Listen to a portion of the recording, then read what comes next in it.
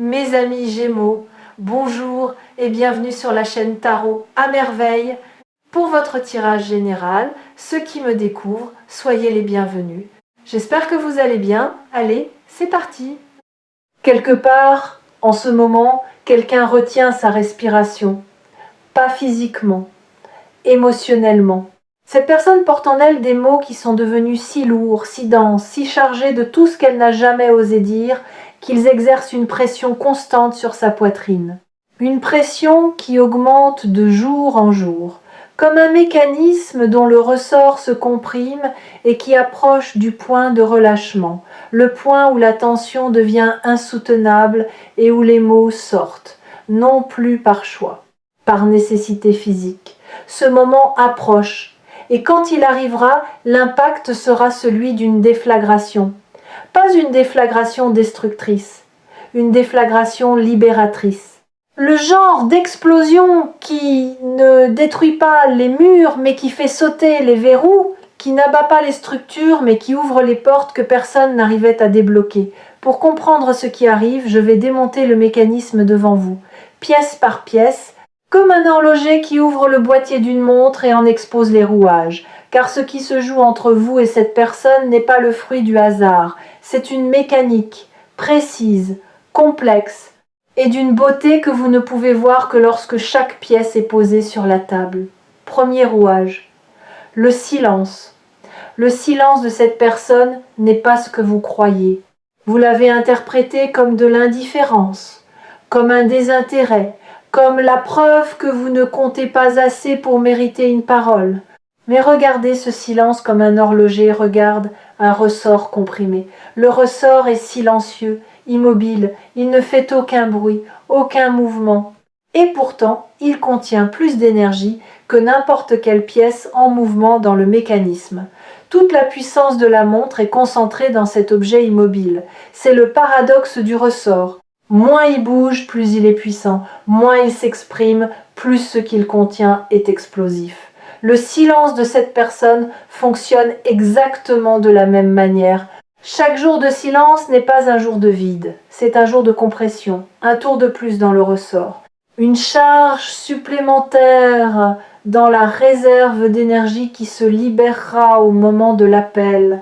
Et cette charge est déjà considérable, parce que le silence dure depuis un moment, parce que les mots se sont accumulés, parce que les pensées non exprimées ont atteint une densité qui ne peut plus être contenue indéfiniment.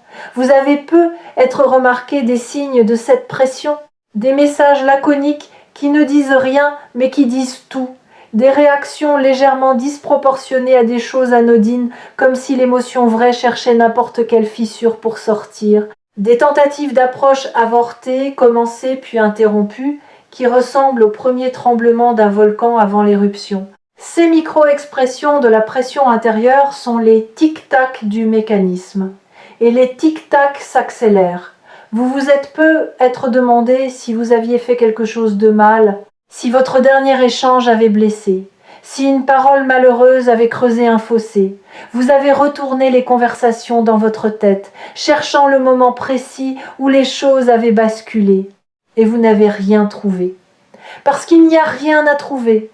Le silence n'a pas été causé par une erreur de votre part. Il a été causé par la profondeur de ce que cette personne ressent. Plus le sentiment est profond, plus le silence qui le précède est long.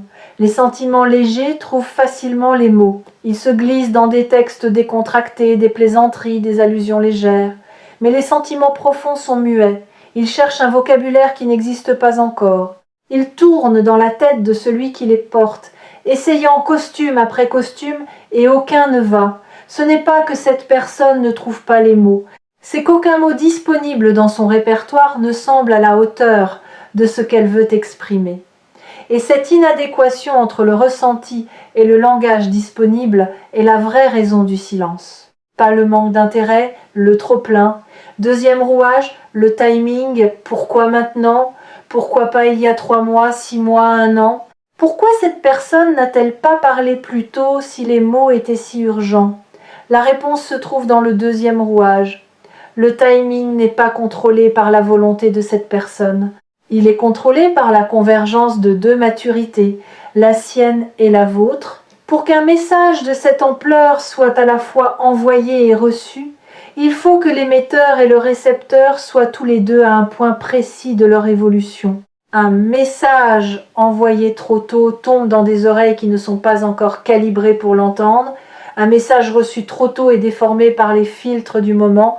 Le timing parfait est celui où le message sort tel qu'il est et arrive tel qu'il est, sans déformation, sans filtre, sans l'interférence des blessures actives ou des défenses surélevées. Votre évolution récente a créé les conditions de réception. Quelque chose en vous s'est assoupli, pas effondré, assoupli. Vos défenses ne sont pas tombées, elles se sont abaissées de quelques centimètres, juste assez pour qu'un message sincère puisse passer par-dessus. Et ces quelques centimètres, cette personne les perçoit, pas consciemment, intuitivement. Elle sent, sans pouvoir le formuler, que quelque chose a changé dans votre énergie, que l'espace existe, que le mur a un peu reculé. Et cette perception est le déclencheur qui transforme le silence en parole. Le timing n'est pas une question de calendrier, c'est une question de calibration mutuelle. Et la calibration vient d'atteindre son point optimal. Laissez-moi vous expliquer ce que signifie ce point optimal avec une image concrète. Imaginez deux instruments de musique dans deux pièces séparées. Ils jouent chacun leur partition, séparément, sans s'entendre. Pendant des mois, les mélodies n'ont aucun rapport l'une avec l'autre. L'une est en majeur quand l'autre est en mineur. L'une accélère quand l'autre ralentit. Mais progressivement, par un processus invisible, les deux mélodies convergent. Les tonalités se rapprochent, les rythmes s'alignent, et un jour, sans que personne ait donné de signal, les deux instruments jouent la même note au même moment. Cette note unique, ce point de convergence musicale, c'est le moment où l'appel se produit. Le moment où deux personnes qui évoluaient séparément atteignent simultanément le même accord intérieur. Vous ne pouviez pas forcer cette convergence. Tout comme un musicien ne peut pas forcer un autre musicien dans une autre pièce à jouer la même note, cela se produit naturellement.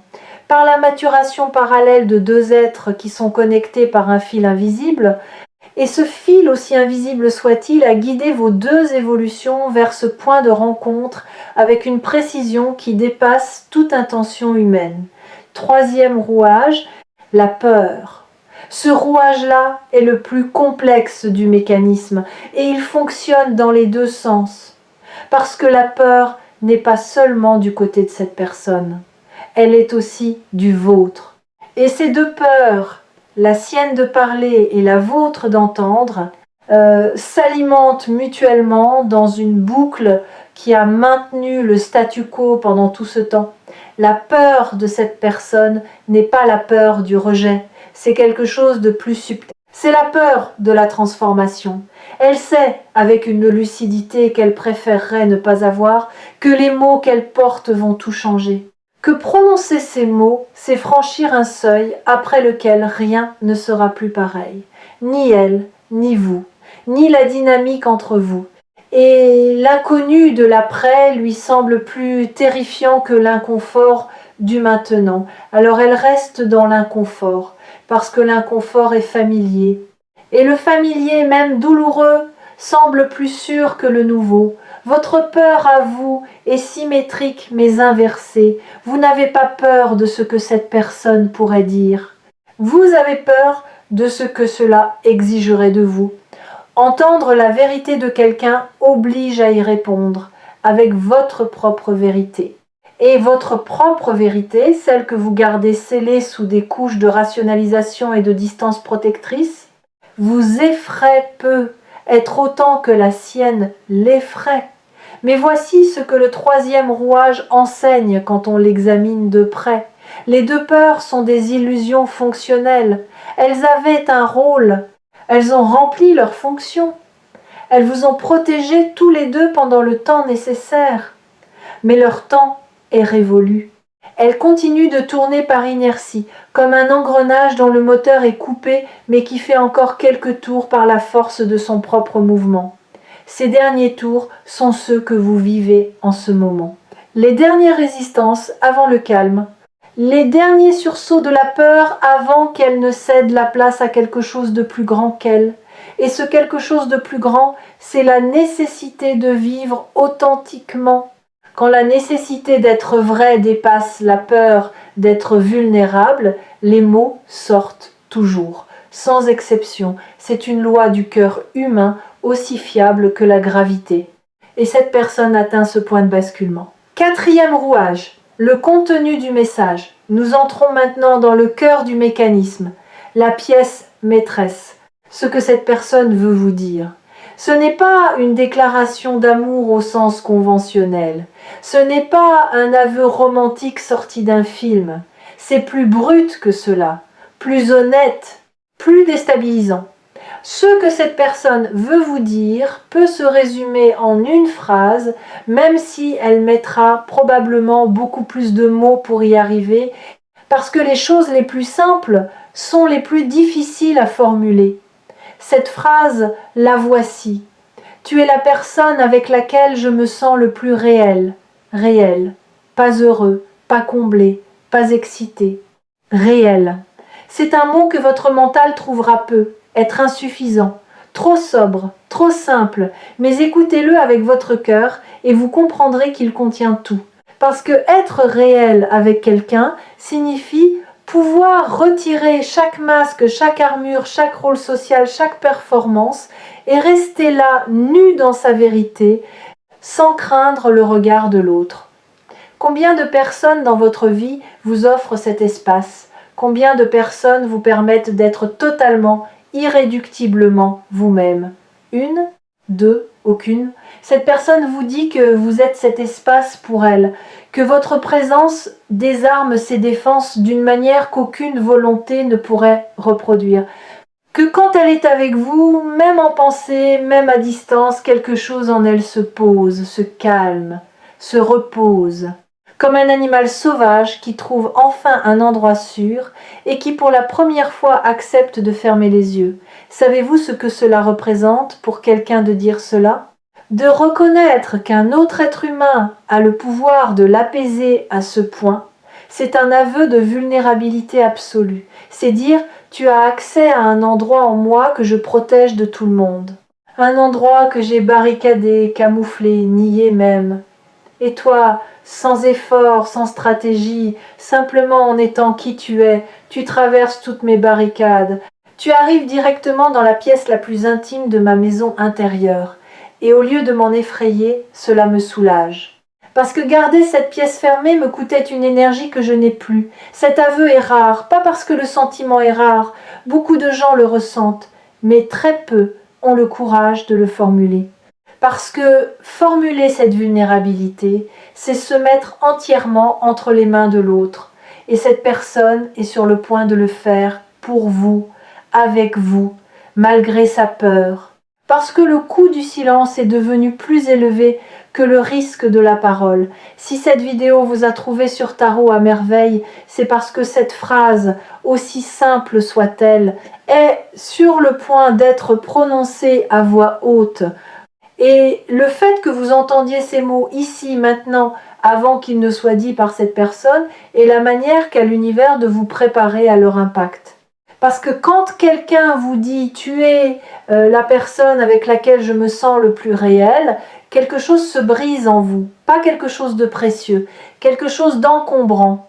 La carapace du doute, l'armure de l'indifférence feinte, le bouclier du « je m'en fiche », tout cela vole en éclats face à la sincérité nue de quelqu'un qui vous dit « avec toi, je peux être moi ». Cinquième rouage, ce que le message va déclencher en vous. Quand ces mots arriveront, votre première réaction ne sera pas la joie, ce sera le choc. Le choc de réaliser que pendant tout ce temps où vous doutiez de votre importance, quelqu'un construisait en silence un sanctuaire autour de votre image.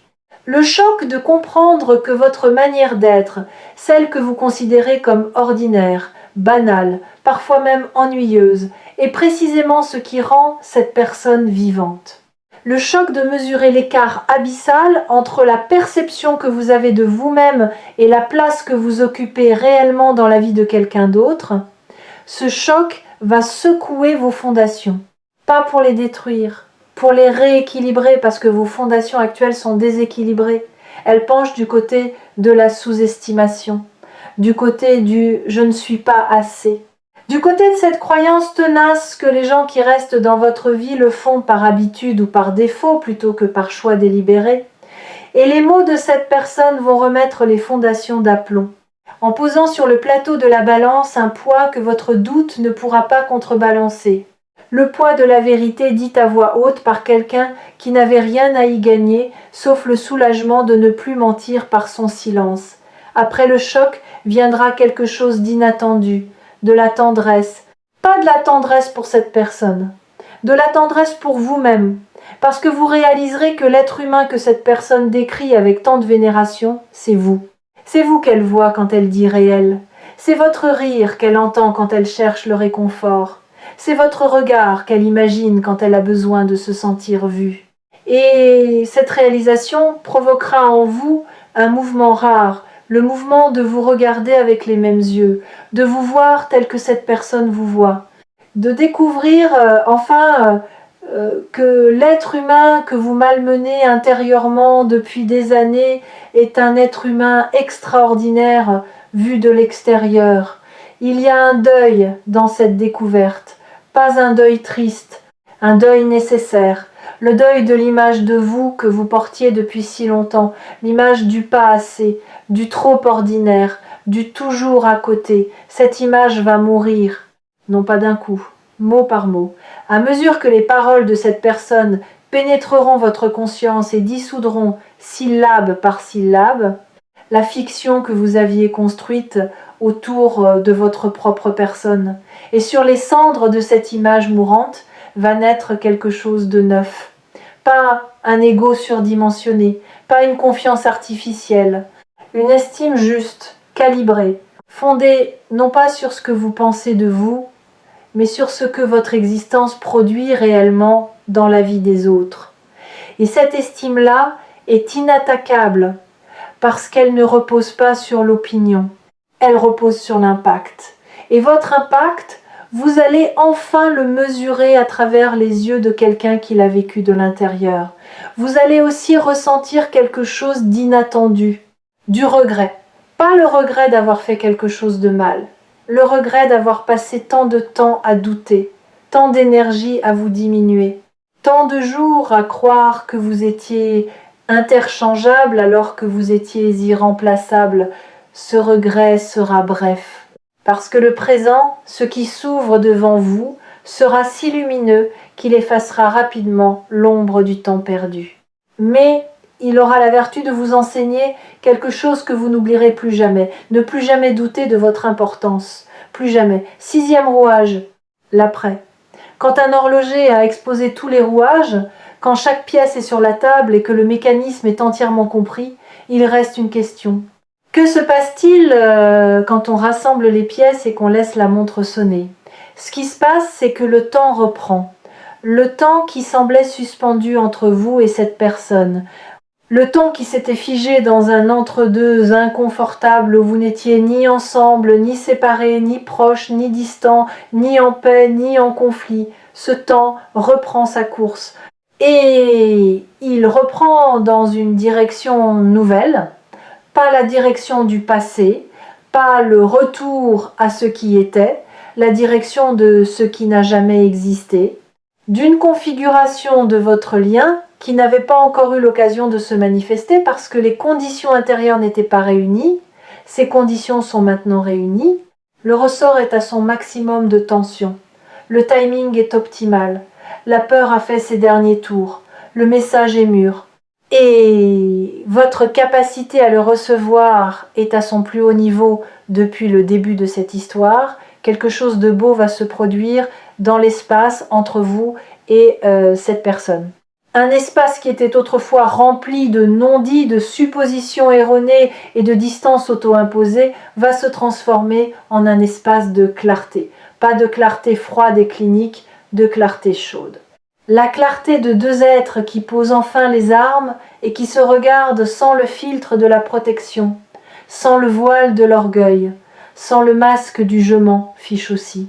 Juste deux visages nus, deux vérités face à face. Et le soulagement immense, presque physique, de ne plus jouer. Vous avez joué, elle a joué. Vous avez tous les deux joué le jeu du détachement, de la distance calculée, de l'indifférence stratégique, et ce jeu vous a épuisé, tous les deux. Pas parce qu'il était difficile à jouer, parce qu'il était faux. Et jouer faux quand on ressent vrai est la chose la plus épuisante qui existe. Votre corps le sait. Votre corps est fatigué de porter le masque. Et le corps de cette personne est fatigué aussi. Deux fatigues qui convergent vers le même remède. La vérité, l'appel qui vient ne sera pas seulement un moment, ce sera un tournant. Le genre de tournant qu'on identifie des années plus tard comme le moment où tout a basculé, où l'ancienne dynamique a cédé la place à une dynamique entièrement nouvelle, où les rôles familiers se sont dissous pour être remplacés par quelque chose de plus vrai, de plus nu, de plus courageux. Vous allez peu être hésité à décrocher, non pas par indifférence, par respect pour l'ampleur de ce qui se joue, par cette intuition que répondre à cet appel, c'est accepter d'entrer dans un territoire inconnu, un territoire sans carte, sans guide, sans garantie, mais avec une boussole. Et cette boussole, c'est la vérité que vous avez en commun avec cette personne. La vérité brute, non filtrée, non emballée, qui va être posée entre vous comme un objet précieux sorti de son coffre pour la première fois, décrochez quand même. Décrochez avec le cœur battant et les mains qui tremblent, décrochez en sachant que le tremblement n'est pas de la faiblesse, c'est le signe que ce qui se passe est réel. Les choses sans importance ne font pas trembler.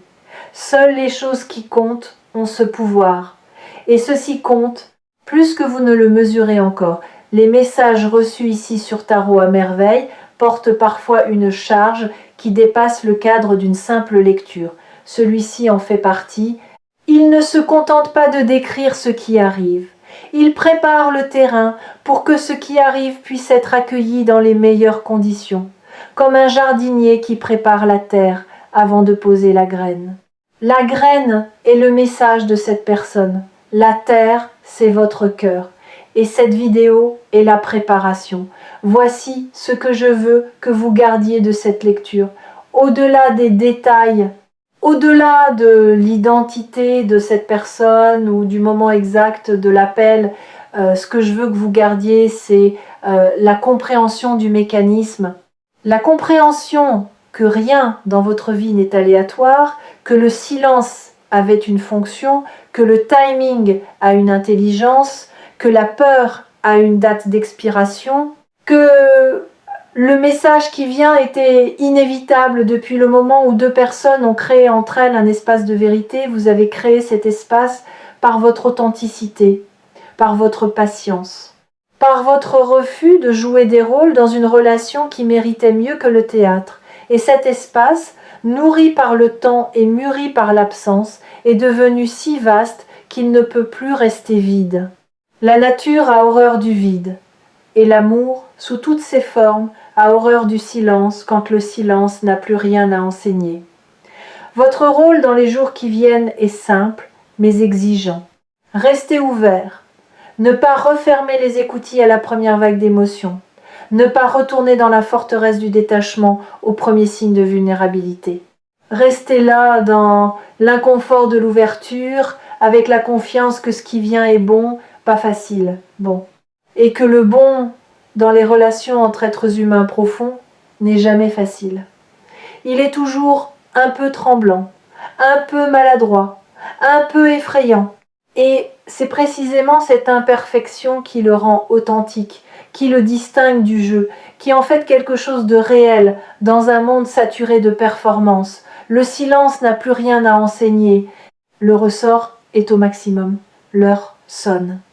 Et quand vous aurez besoin de vous rappeler que ce mécanisme est réel, que chaque rouage tourne avec précision vers ce moment, revenez sur Tarot à merveille. Revenez à cette image de l'horloge, à ces rouages démontés puis rassemblés. Et rappelez-vous que les meilleures horloges ne sont pas celles qui font le plus de bruit, ce sont celles qui sonnent juste. Et ce qui sonne ici est d'une justesse que 10 ans de pratique m'ont rarement permis de percevoir. L'appel arrive, les mots sont prêts, et vous, malgré ce que vous croyez, êtes exactement assez préparé pour les entendre. Décrochez. La vérité attend de l'autre côté de la ligne. Et elle est plus belle, plus douce et plus puissante que tout ce que votre imagination avait osé dessiner.